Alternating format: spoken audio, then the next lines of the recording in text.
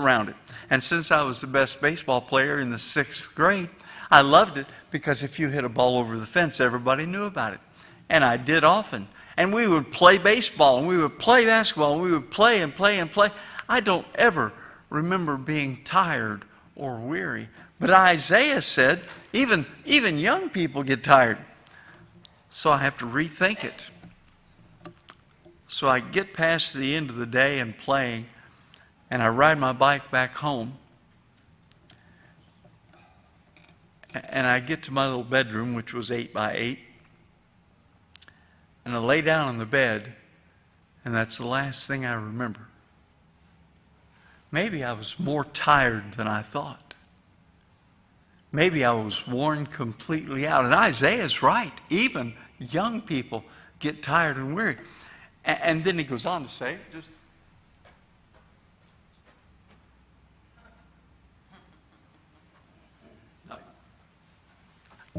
not used to being separated from the Word. And he said, even young men stumble and fall. This is personal to me. I mean, I take these things personally when I read them. Every time I go to a doctor, it doesn't matter which doctor I go to, I've got a lot of good doctors on call. One of the nurses or the doctor or both always say to me, Ron, have you fallen in the last 2 years? No. Not in the last 2 years. Did you fall before that? Yes. How many times? 3. You fell 3 times? Yes. Once at church. Twice at church. And once off the front porch at home. You fell off the front porch at home? Don't ask.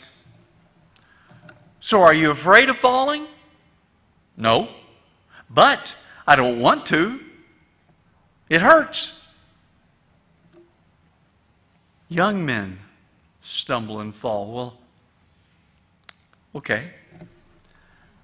I didn't fall much when I was young. I was well coordinated. I was strong. But maybe young is what I am now too. And Isaiah goes on to say, but those who hope in the Lord, those who hope in the Lord will renew their strength. And then I like this last part. They will soar on wings like eagles. I've always wondered about that. I used to dream about being able to fly. And as I flew over things, it was just such a great feeling. I like eagles. I see them occasionally up at Grayson Lake and a few other places, but particularly at Grayson Lake. We found an eagle nest one day. It had 2 young eagles in it. What an exciting time. And eagles just soar. Lynn and I were in West Virginia up in the mountains one day just exploring, and we pulled over at this spot, and looking out as far as you could see, it was just hills. And up above us, there was an eagle. And he just kept circling, never moving his wings. Eagles are amazing. And we, if we trust in the Lord, Isaiah says, are going to be able in our lives to soar just like that, on wings like eagles. You might not believe this now, but when Amy was playing college basketball, and she played good college basketball, and we'd go on family vacation, she and I used to go running a lot. And I would always have to stop and wait for her. Run and not grow weary. When Amy and Earl's first child were born, that would be Tyler, we zoomed to South Carolina and got there before he was born. And we had a great time in the hospital, and after he was born, everything was good. The next day at home, we were waiting to go back to the hospital, and I went out with my running clothes and just ran. And I didn't like to run miles. I would take off and sprint and run as fast as I could, as long as I could, until I just collapsed. And I remember the feeling of that, running and not growing weary. Well, I mentioned what Paul said in the New Testament, and what Paul said in the New Testament about some of this. He said, when I was young, I used to do what I wanted to do. If I wanted to go out and run, I ran. And if I wanted to run as long as I could, as fast as I could, I just ran as long as I could and as fast as I could. When I couldn't go anymore, I stopped and tried to catch some oxygen. But now, and I paraphrase what Paul said next, the idea of going out and running doesn't appeal to me much. That's how I would say it. The idea of going out and running fast as I can, long as I can, doesn't appeal much. But I know that spiritually, if I trust in the Lord, I can continue to do that. And so I will. And in the days when all I can do is walk, when things are a little tougher, left foot, right foot, left foot, right foot, you know how it goes? I will walk and I will not give up. I will walk and I will not give up. People are always asking me, I thought you were sick. Yeah, I was. Well, you look awfully good to be that sick. Yeah, I do. I agree. You ought to have this angle. This is better. Well, occasionally I have one of my doctor's patients call me, and he has them call me to let me encourage them. They have a similar situation of mine, and they say, Ron, is it worth fighting? Is it worth all that you've been through? And I say the same thing to them. Just depends if you like life. And I said, now you got to know this. I've got a better life waiting. And when God's ready for me to be there, I'm ready to be there. But for now, I'll do what I can to stay with folks I love, doing what God has prepared for me to do. And when all I can do is walk, I will not give up. Isaiah said, I won't faint. I will not grow weary and stop. That's giving up. I will walk when I can, and I will not give up. Some of you I know don't feel well every day. If I were to say one thing to you, I'd say read Isaiah 40, 30 and 31 occasionally. Commit it to memory if you do, like many of you have already.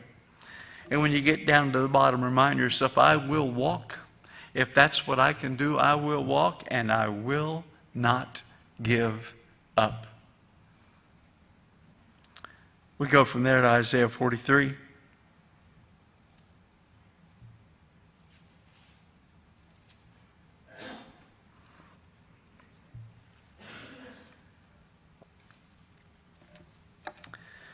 Reading verse 2.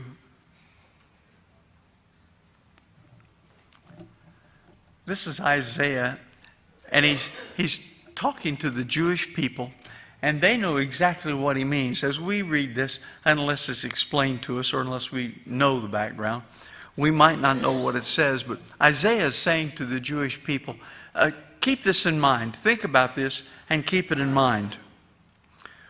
When you pass through the waters, I will be with you. And when you pass through the rivers, they will not sweep over you. When you walk through the fire, you will not be burned. The flames will not set you ablaze. What Isaiah is sharing with his people is that challenges are ahead. But with challenges ahead, sometimes we can best face them or meet them by remembering experiences behind. When you pass through the waters, Isaiah said. And when he said that to the Jews, he knew what he was talking about, and so did they. When their people left Egypt, they ran and they moved as quickly as possible, over 1 million of them probably, taking everything they could carry and going. And the Egyptian army chased them, and God stayed between them and wouldn't let the army catch them. And they got to a sea, and they couldn't cross it, and they had to stop. And God stopped the Egyptian army so they couldn't get close to them. And Moses and God communed all night. And in the morning, when it was time for something to happen, God moved. And God touched the waters, and they parted. Well, we call it the Red Sea experience. God oftentimes parts the waters for us. And He did for the Israelites. And so He was holding the Egyptian army back by His very presence. And so He parted the water for the Israelites. And He said, go and be safe. And they headed across. And when they got through and crossed the Red Sea on dry ground, as the last ones got out, God got out of the way of the Egyptian army. And so they thought, we'll chase them right through there. And they got down into the opening in the Red Sea where the land was dry. And all of a sudden they had difficulty moving. And the chariots were getting stuck and all kinds of bad things were happening. And when all of the army got into the Red Sea, the Israelites had passed through the waters. And God brought the waters down on the Egyptian army. And Isaiah reminds them, as he reminds us, when you pass through the waters, I'll be with you. Sometimes it seems like we might be going through impossible times with impossible challenges. And if we are, God is with us. And He says, when you pass through the rivers, well, another water experience. After 40 years of wandering around and everybody that doubted God dying, a new crowd, and they finally got to where the Jordan River separated where they were from the Promised Land. And they stopped just short of the Jordan River, and God said, I'll make a way for you to cross. Well, skeptics like to say, well, the Jordan River was only a foot deep, and so it was no big deal. They could have waded across it. If the Jordan River had just been a foot deep, God would have let them wade across, in my opinion. But the Jordan River needed to be stopped, its flow, so they could cross safely. And so when they got up to the river, God told them what to do. They did exactly what God said. And God stopped the flow of the Jordan River so that it was dry. And so all the Israelites who were going into the Promised Land crossed the Jordan River. And when you pass through the rivers, they'll not sweep over you. And when Isaiah said that, the Israelites knew just exactly what he meant.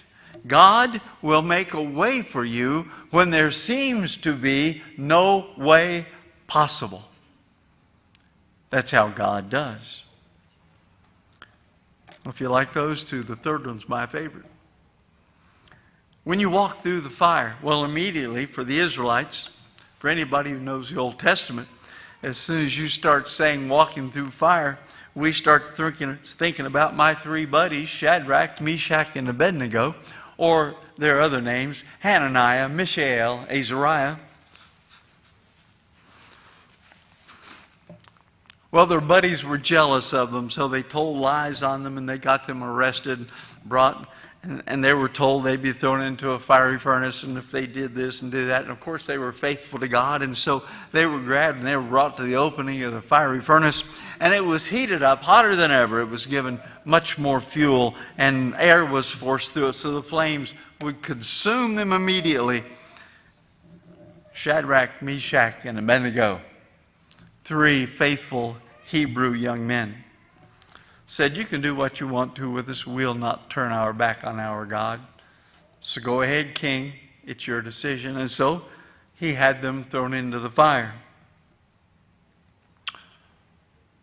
Well, after a while, somebody said, look, I thought you just threw three guys in there. I look and I count 1, 2, 3, 4. And one of them doesn't look like a human. He looks like special. So Shadrach, Meshach, and Abednego, Hananiah, Mishael, and Azariah, were gotten out of the furnace. 3 went in, 3 came out, but 4 were involved. And when you walk through the fire, you won't be burned. The flames will not set you ablaze. And somebody said, they don't even smell like smoke. And you won't even smell like smoke. for I am the Lord your God. Now, just above that, Isaiah says, do not fear, for I have redeemed you. That's what God is saying. I have summoned you by name. You know, I don't make a joke out of this, but I say someday God's going to say, Ron, it's time. Okay, Ron goes. And God says, I have summoned you by name. You know, I know how I feel about my relationship with God. And I think I know how most all of you feel about your relationship with God. Somewhat. I don't know exactly. Only you do. But I wonder sometimes how God feels about His relationship with me. I wonder how He feels about me saying, I'm His son, He's my Father. I wonder how He feels about me crying, Daddy, help. Abba, Father. I wonder how He feels about that. Well, Isaiah, just before verse 2 says, I've summoned you by name, God says. Yes.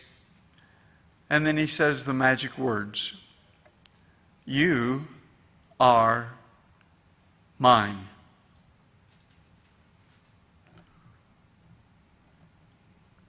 I know whose I am, and I know whose you are. He has summoned us by name, and He says we are His. We all say amen? Amen. Let's stand.